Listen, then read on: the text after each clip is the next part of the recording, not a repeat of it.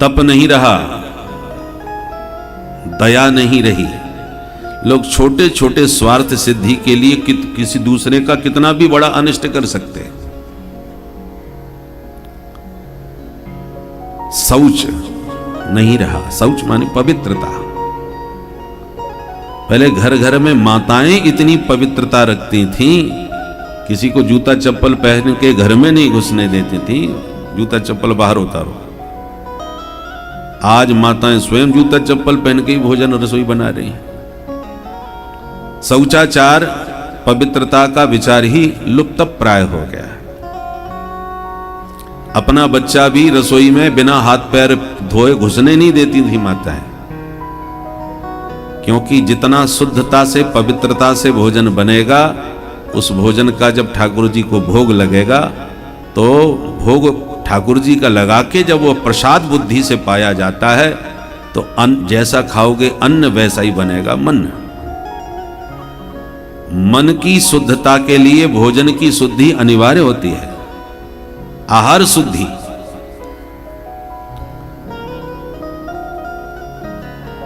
तो शौचाचार लगभग लुप्त प्राय हो गया।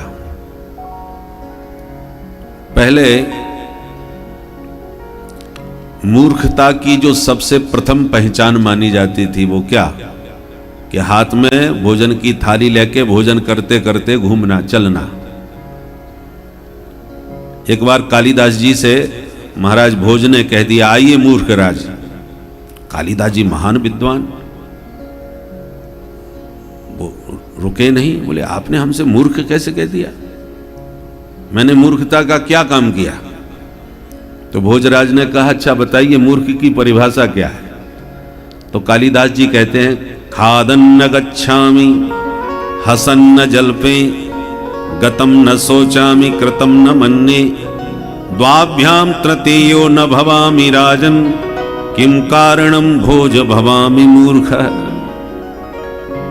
भोजराज आपने हमको मूर्ख कैसे कह दिया, क्योंकि खादन न गच्छामि, मैं खाते खाते चलता नहीं हूं, शांति से बैठ करके एक जगह प्रसाद पाता हूं। हसन्न जल पे, बात करते समय मैं बहुत हंसता नहीं हूं। बहुत से लोग बात कम करते हैं और बत्तीसी ज्यादा दिखाते हैं, बात बात पे हंसते हैं। अरे हंसने की बात हो तो हम भी हंसे भाई, तुम बात तो पहले पूरी कहो। तो बात करते बहुत हंसना भी ठीक नहीं, मूर्खता का लक्षण है। गतम न सोचामि, जो बीत गया उसको सोच सोच करके परेशान होना। या कृतम न मन्ने, मैं ऐसा करूंगा मैं वैसा करूंगा, मुंगेरी लाल के हसीन सपने देखना। तो ऐसा भी नहीं करता मैं। और जब दो लोग आपस में बातें कर रहे हो तो मैं तुरंत बीच में अपनी बात कहता नहीं। जब दो लोग बात कर रहे हो तो पहले उनकी बात पूरी होनी चाहिए, तब आप अपनी बात कहो। द्वाभ्याम तृतीयो न भवामि, दो लोगों के बीच में मैं तीसरा अपनी बात कह करके बाधक नहीं बनता हूं। तो किम कारणम भोज भवामि मूर्ख, आपने कैसे कह दिया हम मूर्ख हैं। तो इस मूर्खता के जो 6 लक्षण बतलाए, उसमें सबसे पहला लक्षण क्या था, खादन न गच्छामि। और ये लक्षण आज सभ्यता का प्रथम लक्षण बन गया है। बैठ करके यदि पंगत में भोजन कराते, अरे पुराने जमाने के लोग हैं, लेकर के खाते होगे घूमो फिरो, बोले ये आधुनिक लोग हैं। आधुनिकता और सभ्यता की पहचान है। तो परिभाषाएं काफी बदल गई हैं। तो शौचाचार लुप्त प्राय हो गया। जूठे मीठे का, जैसे स्वामी जी कल कह रहे थे ना, जूठे का कोई शब्द है ही नहीं अंग्रेजी में।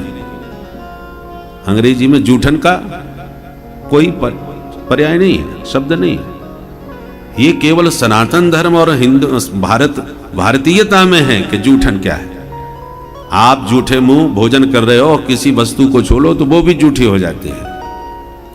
अब आप भोजन करते करते यदि किसी वस्तु को छुओगे या कोई भी वस्तु पुनः उठाओगे, वो भी सब जूठा हो जाएगा। हमको एक बार ध्यान है, जब विद्यार्थी जीवन में हमने पानी पिया गिलास में, खड़े होकर के कोई पानी नहीं पी सकता था, बैठ के ही पानी पियो। खड़े होकर के गुरुजी हमारे कहते थे, खड़े होकर के हमेशा पशु पानी पीता है।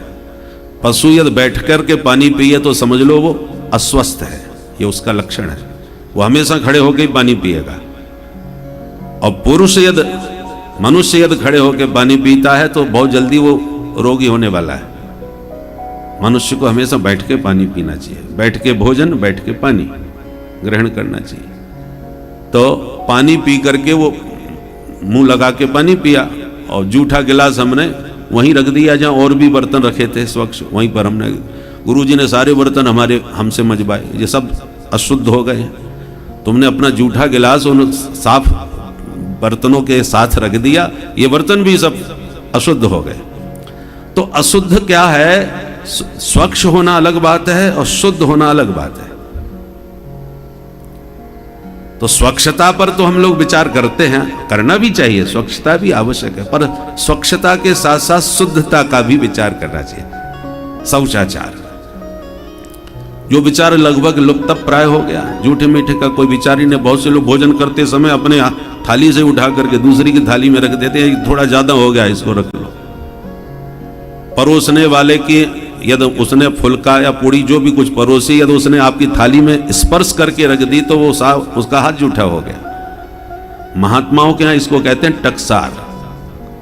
अयोध्या में इसका बहुत विचार है। अयोध्या के जो महात्मा लोग हैं, पहले कोई साधु बने तो उसको टकसार सिखाया जाता था, कैसे परोसना चाहिए, कैसे खाना चाहिए, कैसे चलना चाहिए।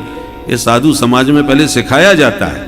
और यदि ऐसा नहीं किया तो कोई जिसने नहीं किया, टकसार नहीं सीखी है, उसका आचरण बता देता कि अभी साधुओं के साथ में नहीं रहा है।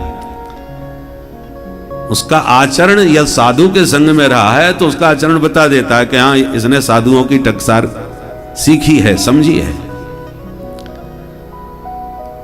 तो 4 चरण में से केवल आज धर्म 1 चरण सत्य पर ही अवलंबित है, बाकी 3 खंडित हो चुके हैं।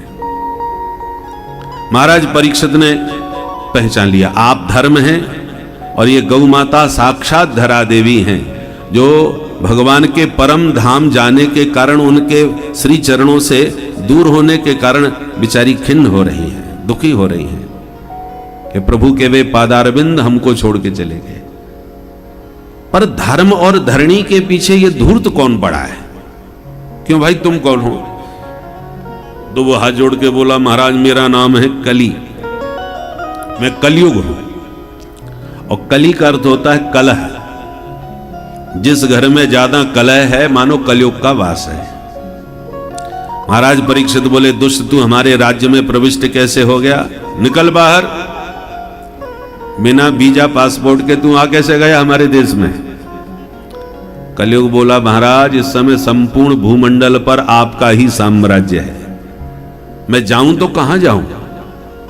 सारी धरती आपकी है, आप चक्रवर्ती सम्राट हैं, भूमंडल के स्वामी हैं।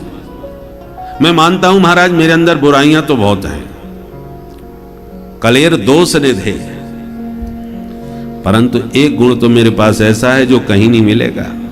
क्या? यत्थलम नास्ति तपसा न योगेन समाधिना तत्फलम लभते सम्यक् कलौ केशव कीर्तना। अन्य युगों में तपस्या करके, यज्ञ करके, ध्यान करके जो फल मिलता था, वो हम केवल हरिनाम संकीर्तन मात्र से जीवों को वही फल प्रदान कर देते हैं। और सरकार हमको, प्रभु ने आरक्षण भी दिया है। आरक्षण क्या मिला है तुम्हें? बोले मानस पुण्य हो नहीं पापा। कलयुग में कोई प्राणी मन से भी शुभ कर्म करे तो उसका फल उसे मिल जाएगा, और मन से कोई अशुभ संकल्प आ गया, अशुभ कोई विचार आ गया तो उसका कोई दंड नहीं दिया जाएगा। कितना जोरदार आरक्षण मिला है बताइए। अब आप तन से कुछ शुभ काम नहीं कर पा रहे तो मन से तो कर ही सकते हो। रुपया पैसा कुछ खर्च तो होना नहीं है। मनी राम जी को कहीं भी लेके पहुंच जाओ बिना टिकट के, बिना परिश्रम के,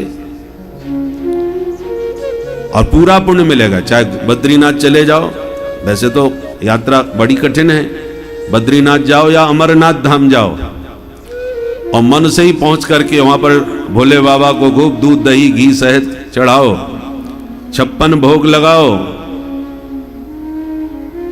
और हीरे जवाहरातों के दिव्य अलंकार पहनाओ, हद लगे न फिटकरी रंग चोखई आवे। न श्रम हुआ न कुछ खर्च हुआ और पूरा आपको राजोपचार विधि से पूजन का फल प्राप्त हो गया। भगवान शंकराचार्य जी कहते हैं, भोलेनाथ आपके लिए दिव्य देवालय बनाना मेरे बस की बात नहीं, इसलिए मैंने इस देह को आपका ही देवालय मान लिया है। इस देह के देवालय में मैंने आत्मा के रूप में महादेव आपको बैठा दिया है और बुद्धि के रूप में भगवती भवानी पार्वती जी को बैठा लिया है, और जो मेरे पंच प्राण हैं यही आपकी पंचायत है, श्रृंगी भृंगी नंदी आदि गण। और मैं आपकी पूजा कैसे करता हूं? बोले दिन भर में जो खाता पीता हूं ये सब आपके पूजन की सामग्री हैं जो इस देवालय में चढ़ाता रहता हूं, और जो दिन भर इधर उधर घूमता डोलता हूं ये आपकी परिक्रमा लगाता रहता हूं, और जो मैं बोलता हूं वो मेरी जो भी वाणी निकल रही है बोलने वाणी के द्वारा वो सब आपकी स्तुति का ही पाठ, आपका स्तुति पाठ ही करता रहता हूं। जो बोलता हूं वही आपकी स्तुति है, और जो तान दुपट्टा सोता हूं यही आपकी समाधि है।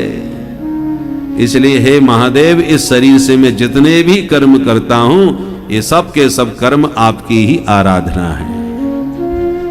आत्मा त्वं गिरिजामति सहचरा प्राणा शरीरम गृहम पूजाते विषयोपभोग रचना निद्रा समाधि स्थिति संचार पदयो प्रदक्षिण विधि स्तोत्राणि सर्वा गिरो यद यद कर्म करोमि तत्तदखिलम संभो तवाराधनम। अब इससे बढ़िया पूजा और क्या हो सकती है बिना परिश्रम के। और मन में कोई पाप आ जाए कि हमें चोरी करना है, कि हमें डकैती डालना है, कि हमें लूटना है, कभी कोई अमंगल विचार मन में आ जाए तो उसका दंड भगवान नहीं देंगे। वो दंड कब मिलेगा? जब करोगे, करने पर तो दंड मिलेगा, पर मन में यदि कोई विचार ऐसा उल्टा सीधा आ जाए तो उसका दंड नहीं। मानस पुण्य होए नहीं पापा, ये केवल कलयुग का ही प्रताप है। क्योंकि भगवान जानते हैं कि और युगों के प्राणियों का मन शुद्ध था और कलयुग के प्राणियों का मन सर्वथा अशुद्ध है। पाप पयोनिधि जन मन मीना, प्राणी मात्र का मन मीन की तरह पाप पयोनिधि में सदा डूबा रहता है, उसे अलग होना ही नहीं चाहता। कितना दंड दिया जाए, इसलिए भगवान ने रोक दिया। बोलो राधे राधे। राधे राधे।